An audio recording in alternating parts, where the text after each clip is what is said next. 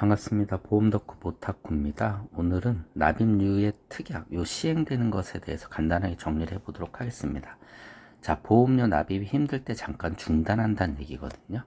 기존의 일반적인 특약으로 이렇게 시행이 되게 되면 당연히 납입유예를 하게 되면 보험료 납입을 하지 않는 기간 동안 이자가 발생을 합니다. 이거를 소비자가 부담을 해야 되는데, 이 특약은 제도적인 특약이고 민생안전 특약입니다. 그래서 유예를 1년 동안 할 수 있는데, 이 이자 상당액을 소비자가 부담하지 않아도 되고 납입을 하지 않는 동안 발생하는 보험 사고에 대해서도 보상을 받을 수가 있습니다. 자, 보험사별로 출시 시기는 다 다른데요. 1월 달에는 한화, 신한라이프, 한화 손해보험이 출시를 하고, 4월 달에는 삼성교보 이런 식으로 이제 순차적으로 출시를 한다라고 합니다. 근데 회사마다 특약이 어떻게 구성이 될지, 또 어떤, 약관의 의거해서 또 요 특약이 시행이 되는지에 대해서는 조금씩 다르게 운영될 거니까 요 부분을 꼭 확인할 필요가 있고요. 언제 그러면 이제 납입유예를 할 수 있느냐? 실직했을 때, 3대 중대 질환에 걸렸을 때, 또는 출산, 육아휴직 등이 발생했을 때 써먹을 수 있다. 그럼 내가 오늘 신청하면 오늘로부터 처음 도래되는 납입일로부터 12번, 보통 12회죠. 12회 납입을 잠깐 중단할 수가 있고 1년이 지나면 다시 재개가 된다라고 보시면 됩니다. 이런 식으로 이제 운영이 된다라는 거고요. 가장 중요한 거는 우리가 이제 납입 면제 특약처럼 이런 특약으로 들어가겠죠.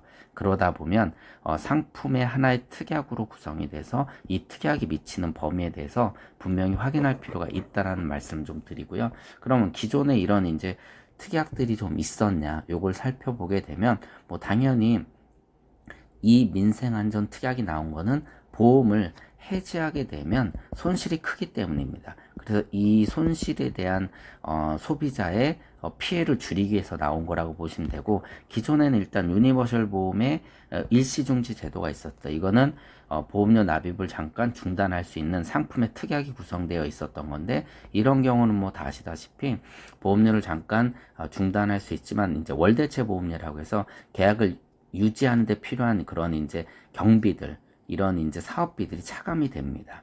그래서 이게 어디서 차감되냐? 해지환급금에서 이제 충당이 되고, 이게 모자라게 되면 해지될 수도 있다. 그래서 다시 보험료를 납입하라, 이렇게 이제 통보가 오죠. 그리고 보험료 자동 대출 납입.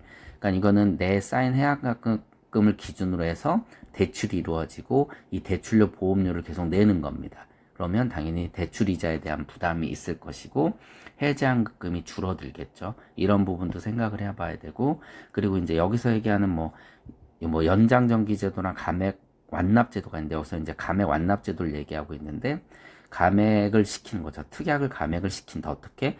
지금 남아있는 해지환급금을 기준으로 해서 보험료를 완납시키는 겁니다. 근데 사실 이거는 해보신 분도 아시겠지만 보장 금액이 너무 축소가 되다 보니까 실제 시행하기는 좀 어려운 그런 특약입니다.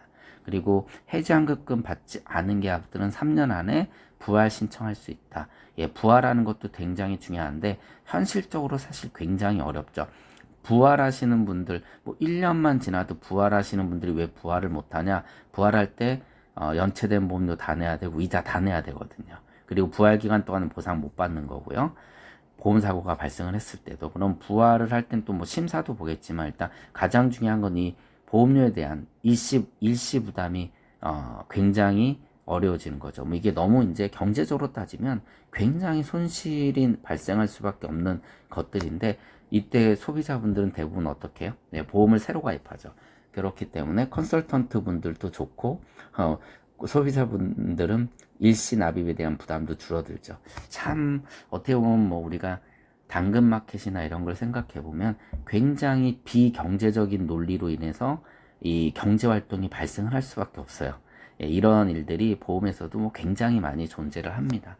네, 오늘은 이렇게 납입유예 특약에 대해서 간단하게 설명을 드렸습니다. 보험덕후 모타쿠였습니다. 고맙습니다.